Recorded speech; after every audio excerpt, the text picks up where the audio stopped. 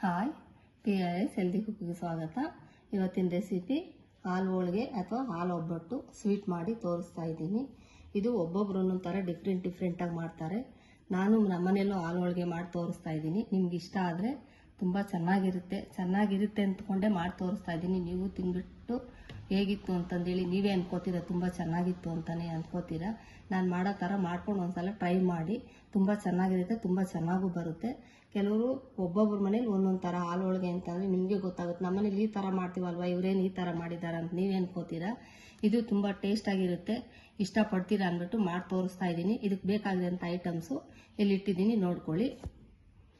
2 ಕಪ್ಪು ಮೈದಾ ಹಿಟ್ಟು ತಗೊಂಡಿದ್ದೀನಿ. ಕರೆಕ್ಟಾಗಿ ನಿಮ್ಮ ಮನೇಲಿ ಜನ ಜಾಸ್ತಿ ಇದೆ, ಪ್ರತಿ ಸಲ ಹೇಳ್ತೀನಿ ಐಟಮ್ಸು ಸ್ವಲ್ಪ ಜಾಸ್ತಿ ಮಾಡ್ಕೊಳ್ಳಿ. ಇಲ್ಲಿ 2 ಬೌಲು ಚಿಕ್ಕ ಬೌಲಲ್ಲಿ ಅಳತೆ ಮಾಡಿಕೊಂಡು 2 ಬೌಲು ಮೈದಾ ಹಿಟ್ಟು ತಗೊಂಡಿದ್ದೀನಿ. ನೋಡಿ, 2 ಬೌಲು ಮೈದಾ ಹಿಟ್ಟು ತಗೊಂಡ್ರೆ 1 ಬೌಲು ಬೆಲ್ಲ ಸಾಕು.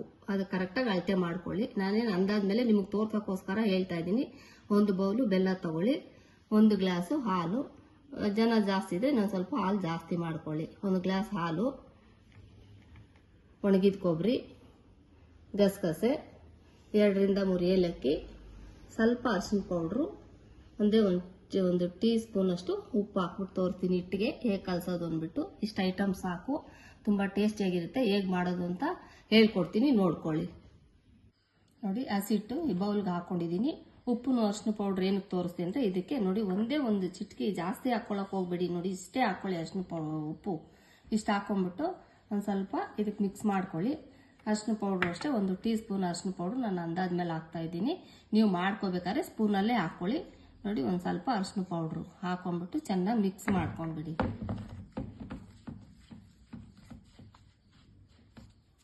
ನೀರು ನೋಡ್ಕೊಂಡು ಪೂರಿ ಹಿಟ್ಟು ಕಲ್ಸ್ಕೊತಿರಲ್ಲ, ಅದಕ್ಕಿಂತ ಇನ್ನೂ ಸ್ವಲ್ಪ ಗಟ್ಟಿಯಾಗೆ ಕಲಿಸ್ಬೇಕು. ಯಾಕಂದ್ರೆ ಇದು ಹಾಳೆ ಅರಿಬೇಕಲ್ಲ, ತೆಳ್ಳಗೆ ಮಾಡಿದ್ರೆ ಹಾಳೆ ಅರಿಯೋಕ್ಕಾಗಲ್ಲ. ಸ್ವಲ್ಪ ಗಟ್ಟಿಯಾಗಿ ಕಲಿಸ್ಕೊಳ್ಳಿ ಹಿಟ್ಟನ್ನ. ಸ್ವಲ್ಪನೇ ನೀರು ಹಾಕೊಂಡು ಕಲಿಸ್ಕೊಳ್ಳಿ.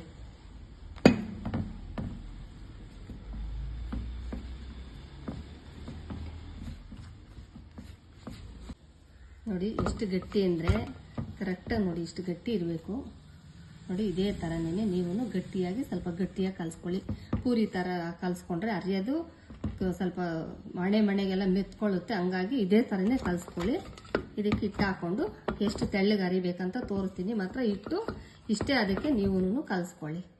ನೋಡಿ, ತುಂಬ ಚೆನ್ನಾಗಿ ಬಂದಿದೆ. ಇದೇ ಥರನೇ ನೀವು ಚೆನ್ನಾಗಿ ನಾದ್ಬಿಟ್ಟು ಒಂದು 10 ನಿಮಿಷ ಪ್ಲೇಟ್ ಮುಚ್ಚಿಬಿಡಿ ಇದ್ರ ಮೇಲೆ. ನೋಡಿ, ಮಿಕ್ಸಿ ಜಾರ್ಗೆ ಒಣಗಿದ ಕೊಬ್ಬರಿ ತೋರಿಸಿದ್ನಲ್ಲ ಅದು ಹಾಕ್ಕೊತಾ ಇದ್ದೀನಿ. ಗಸಗಸೆನೂ ತೋರಿಸಿದ್ನಲ್ಲ ಅದು ಹಾಕ್ಕೊಳ್ಳಿ. ಅದಕ್ಕೆ ನೆನೆ ಹಾಕೊಂಡ್ಬಿಟ್ಟು ಏಲಕ್ಕಿ ಹಾಕ್ತಾ ಇದ್ದೀನಿ.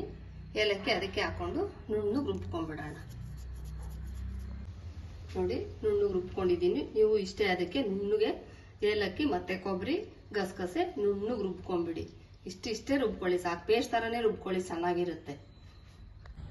ನೋಡಿ, ನಾನು ಇದರಲ್ಲಿ ಮೈದಾ ಹಿಟ್ಟಲ್ಲಿ ಕಲಸಿದ್ನಲ್ಲ, ಅದರಲ್ಲಿ ಉಂಡೆಗಳು ನೀವು ಯಾವ ಸೈಜ್ಗೆ ಬೇಕು ಆ ಸೈಜ್ಗೆ ಅಂತ ದೊಡ್ಡದಾಗಿ ಹಾಕೊಳಕ್ ಹೋಗ್ಬೇಡಿ. ಇದನ್ನ ಎಷ್ಟು ತೆಳ್ಳಗೆ ಅರಿಬೇಕಂದ್ರೆ ಹೇಳ್ಕೊಡ್ತೀನಿ, ಅಷ್ಟು ತೆಳ್ಳಗೆ ಅರಿಬೇಕು. ನೀವು ಇದೇ ಸೈಜ್ಗೆ ಹಾಕೊಂಡ್ಬಿಡಿ ಉಂಡೆಗಳು. ನೋಡಿ, ಇಷ್ಟಿಷ್ಟೇ ಇರಲಿ, ಇಷ್ಟಿಷ್ಟೇ ಹಾಕೋಬಿಡಿ ನೀವು. ನೋಡಿ, ಉರಿ ಮೀಡಿಯಮಲ್ಲಿ ಇಟ್ಕೊಂಡು ಬೆಲ್ಲ ಹಾಕ್ತಾ ಇದ್ದೀನಿ. ಬೆಲ್ಲ ಹಾಕೊಂಡ್ಬಿಟ್ಟು ನಾನು ಅಳತೆ ಮಾಡಿದ್ದೀನಲ್ಲ ಅದೇ ಥರನೇ ಹಾಕ್ಕೊಳ್ಳಿ. ಬೆಲ್ಲಕ್ಕೆ ಒಂದು ಅರ್ಧ ಗ್ಲಾಸ್ ಅಷ್ಟು ನೀರು ಹಾಕ್ಕೊಳ್ಳಿ. ಚೆನ್ನಾಗಿ ಪಾಕ ಬರಲಿ. ಅದು ಸ್ವಲ್ಪ ಪಾಕ ಬರೋವರೆಗೂ ಬಿಟ್ಬಿಡಿ. ಉರಿ ಮೀಡಿಯಮಲ್ಲಿ ಇಟ್ಬಿಟ್ಟು ಬಿಟ್ಬಿಡಿ. ನೋಡಿ, ಇದು ಬೆಲ್ಲದ ಪಾಕ ಚೆನ್ನಾಗಿ ಕುದೀತಾ ಇದೆ. ಈ ಥರ ಸ್ಪೂನಲ್ಲಿ ಈ ಥರ ತಗೊಂಡು ತಣ್ಣಗಾದ್ಮೇಲೆ ಬಿಸಿ ಕೈ ಇಟ್ಬಿಟ್ಟಿರ. ಸ್ವಲ್ಪ ತಣ್ಣಗಾದ್ಮೇಲೆ ನೋಡಿ, ಸ್ಪೂನ್ಗೆ ಸ್ವಲ್ಪ ಕೈ ಈ ಥರ ಬೆಲ್ಲ ಅಂಟಬೇಕು. ಈ ಥರ ಅಂಟಿದ ತಕ್ಷಣ ಹಾಲು ಇಟ್ಕೊಂಡಿದ್ನಲ್ಲ ಆ ಹಾಲು ಅದಕ್ಕೆ ಹಾಕ್ತಾ ಇದ್ದೀನಿ. ನೋಡ್ಕೊಳ್ಳಿ, ಹಾಲು ಹಾಕ್ಕೊಂಬಿಡಿ. ಹಾಲು ಹಾಕ್ಕೊಂಡು ಚೆನ್ನಾಗಿ ಕುದಿಸ್ಬಿಡಿ. ಇವಾಗ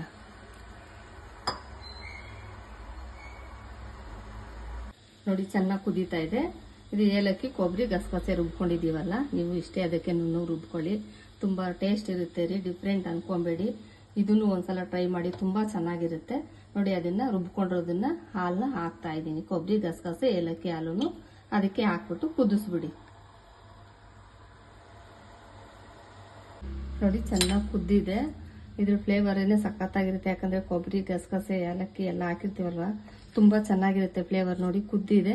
ಕೆಳಗೆ ಇಳಿಸ್ಕೊಂಡ್ಬಿಟ್ಟು ಎಣ್ಣೆ ಇಟ್ಬಿಟ್ಟು ತೇಲ್ಸ್ಕೊಂಡ್ಬಿಡೋಣ. ನೋಡಿ ಹಾಳೆ ಅರ್ದಿರೋದು ತೋರಿಸ್ತಾ ಇದ್ದೀನಿ. ಅಕ್ಕಿ ಹಿಟ್ಟು ಹಾಕೊಂಡಾದ್ರೂ ಹರ್ಕೊಳ್ಳಿ ಅಥವಾ ಮೈದಾ ಹಿಟ್ಟು ಹಾಕೊಂಡಾದ್ರೂ ಹರ್ಕೊಳ್ಳಿ. ಒಟ್ಟಲ್ಲಿ ನೋಡಿ ಹಾಳೆ ಎಷ್ಟು ತೆಳ್ಳಗೆ ಅರ್ದಿದ್ದೀನಿ.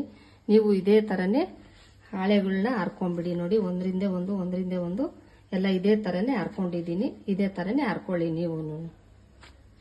ನೋಡಿ ಎಣ್ಣೆ ಕಾದಿದೆ, ಎಣ್ಣೆಯಲ್ಲಿ ಹುಷಾರಾಗಿ ಹಾಕೊಂಡು ತೇಲ್ಸ್ಕೊಳ್ಳಿ. ಸ್ವಲ್ಪ ಬ್ರೌನ್ ಕಲರ್ ಬರೋವರೆಗೂ ತೇಲ್ಸಿ ಹಾಳೆನ.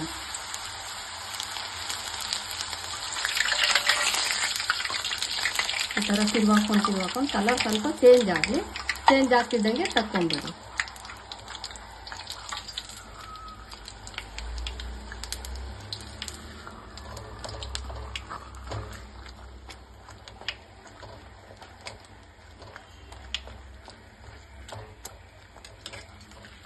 ಈ ಥರ ಕಲರ್ ಚೇಂಜ್ ಆಗೋವರೆಗೂ ತಿರ್ವಾಕೋತಾ ಇರಿ.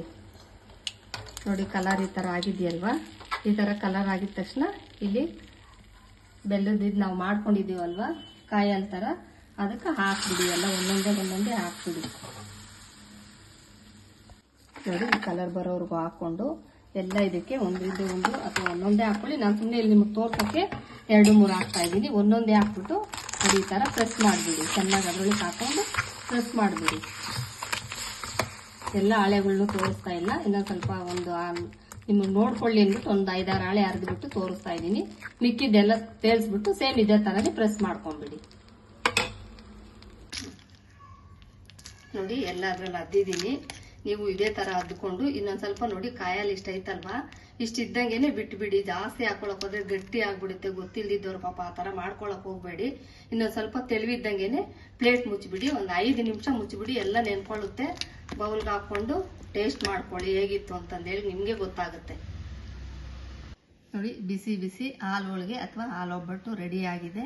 ಹಾಳೆ ಏನಪ್ಪ ಇಷ್ಟು ಬ್ರೌನಾಗಿ ತೇಲ್ಸಿದ್ದಾರೆ ಅನ್ಕೊಂಬೇಡಿ. ಅದು ಎಲ್ಲೋ ಕಲರು ಅಥವಾ ವೈಟ್ಗಿದ್ರೆ ತಿನ್ನಕ್ಕೊಂಥರ ಬೇಜಾರು. ಮತ್ತು ಅಲ್ಲಿಗೆ ಹಸಿಯಾಗೆ ಸಿಗುತ್ತೆ ಅಂದ್ಬಿಟ್ಟು ಅಷ್ಟು ಬ್ರೌನ್ ಕಲರ್ ಬರೋವರೆಗೂ ಬೇಯಿಸ್ಬಿಟ್ಟು ಮಾಡಿದ್ದೀನಿ.